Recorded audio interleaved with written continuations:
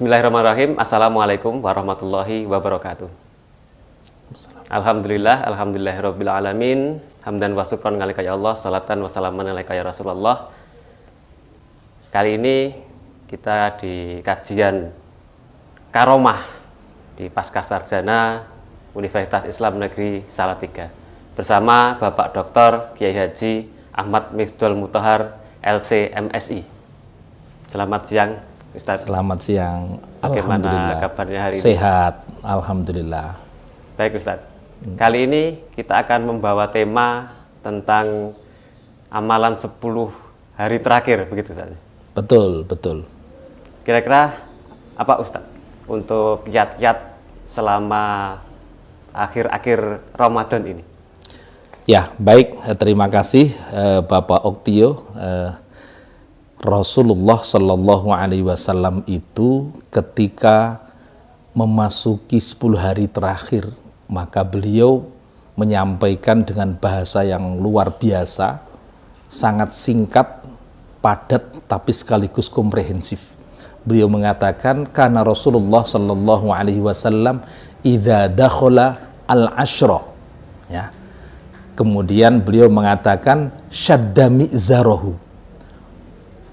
Kemudian wa ahya lailahu, dan yang terakhir wa aiqadha ahlahu. Nah, itu maksudnya adalah Rasulullah Shallallahu Alaihi Wasallam ketika masuk 10 hari terakhir al-ashral akhirah, maka beliau mulai mengencangkan ikat pinggang. Jadi kalau sebelumnya kendor-kendor, kita kencangkan. Kemudian juga apa fungsinya mengencangkan ikat pinggang itu? Fungsinya adalah wa ahya lailahu, menghidupkan malam. Kalau sebelumnya masih belum full atau belum maksimal, maka kita semakin menguatkan dan semakin mengencangkan lagi. Dan yang terakhir adalah jangan lupa bahwa kita punya kewajiban terhadap keluarga. Maka beliau mengungkapkan dalam bahasa yang lugas, ringkas, wa aiqadha ahlahu, membangunkan keluarganya. Artinya beribadah itu tidak hanya personal, tapi juga bersama istri, bersama anak. Kalau misalkan anaknya di kejauhan, maka berusaha kita telepon, kita miss call, dan seterusnya, seperti itu. Kalau di rumah, maka kita bangunkan dengan perlahan. Kalau dalam hadisnya itu dipercikkan air, begitu ya, tapi jangan diguyur nanti repot, nanti langsung marah, kan begitu. Ya. Nah, itu termasuk salah satu sunnah dari Rasulullah Shallallahu Alaihi Wasallam. Bahkan dalam riwayat disebutkan kalau ada seorang suami memercikkan air kepada istrinya, itu Allah ridho, Allah merahmati. Saking luar biasanya bahwa Islam itu membawa kepada surga tidak hanya kita, tapi juga keluarga kita. Begitu kira-kira. Baik Ustadz. Kemudian bagaimana amalan-amalan yang harus kita persiapkan atau yang harus kita laksanakan untuk mempersiapkan 10 hari terakhir? Baik, terima kasih. Jadi bahasa ahya lailahu, menghidupkan malam, itu sebenarnya umum sekali. Maka ada istilah qiyamul lail. Qiyamul lail itu menghidupkan malam. Salah satu yang terbaik dalam qiyamul lail itu adalah sholat. Yang terbaik karena apa? Sholat itu amalan yang paling disukai oleh Allah Subhanahu wa Ta'ala. Kemudian selain sholat, maka kalau bisa dalam sholat itu sekaligus baca Al-Qur'annya panjang. Tapi kan ini sulit ya, apalagi kita hafalannya sedikit, kan gitu. Kalau bisa selain itu, ya seandainya sholatnya sudah mentok, hafalannya sudah habis begitu ya, maka kita membaca Al-Quran sebanyak mungkin. Karena bagaimanapun Al-Quran mengatakan, a'udzubillahi minasyaitonirrajim, syahrul Ramadan alladzi unzila fihil Qur'an. Bulan Ramadan di mana Al-Quran itu diturunkan. Artinya tidak bisa dilepaskan antara Al-Quran dan Ramadan ini.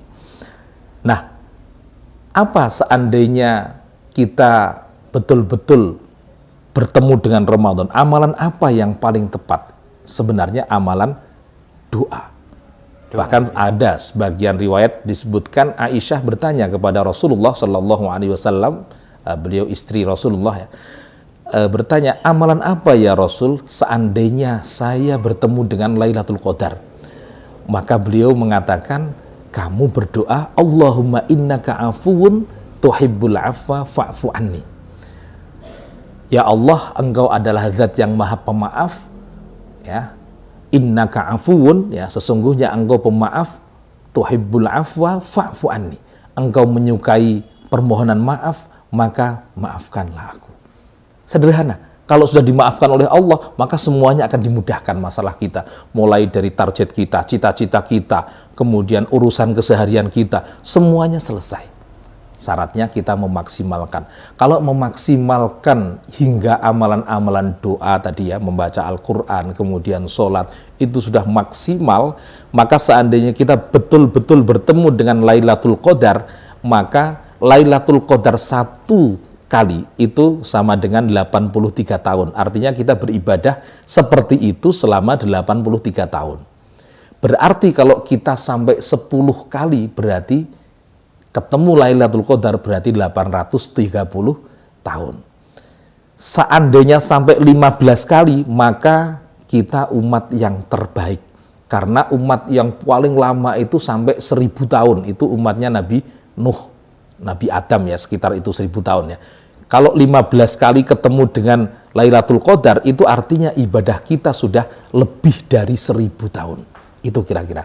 Makanya tidak ada kemungkinan lain atau tidak ada pilihan lain kecuali kita memang harus maksimal dalam mengakhiri Ramadan ini dengan amalan yang terbaik sebaik mungkin. Begitu, Bapak. Wah, terima kasih. Luar biasa sekali ini. Ini kita ini sangat tercerahkan dengan amalan-amalan apa yang nanti tentunya dapat kita persiapkan di akhir ini. Tapi di sisi lain, kita juga harus menyiapkan ekonomi, Ustaz. Finansial, Ustaz. Bagaimana keseimbangan antara amalan-amalan tadi dengan kewajiban kita mencari nafkah, Ustaz? Ya, baik. Kalau kita mengambil posisi dalam hadis Rabbana atina fid dunya hasanah wa fil akhirati hasanah wa qina adzabannar, itu ya. Tentu kita juga ingin di dunia baik, di akhirat juga baik, dan kita ingin dijauhkan dari api neraka, kan begitu.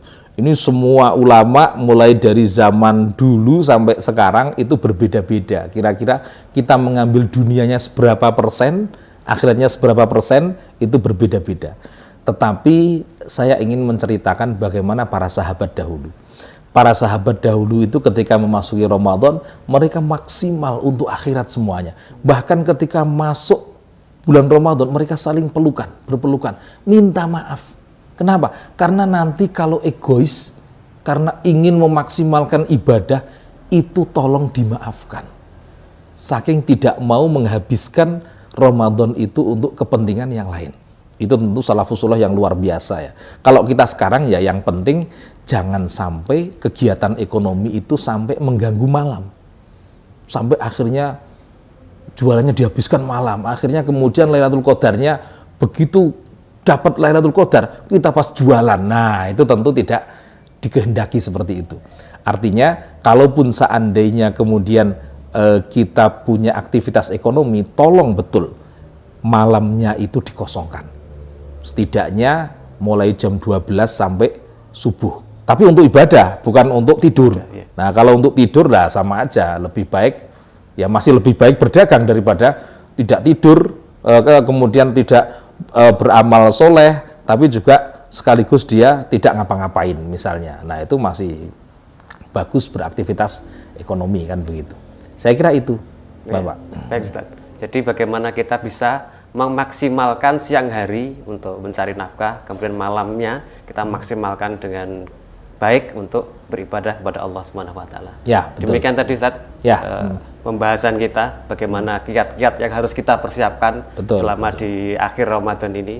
Mudah-mudahan Allah Subhanahu wa taala memberikan keberkahan untuk kita semua. Ada kurang lebihnya dari kami, mohon maaf yang sebesar-besarnya. Wallahul muwaffiq ila aqwamit thoriq. Assalamualaikum warahmatullahi wabarakatuh. Waalaikumsalam warahmatullahi wabarakatuh. Terima kasih.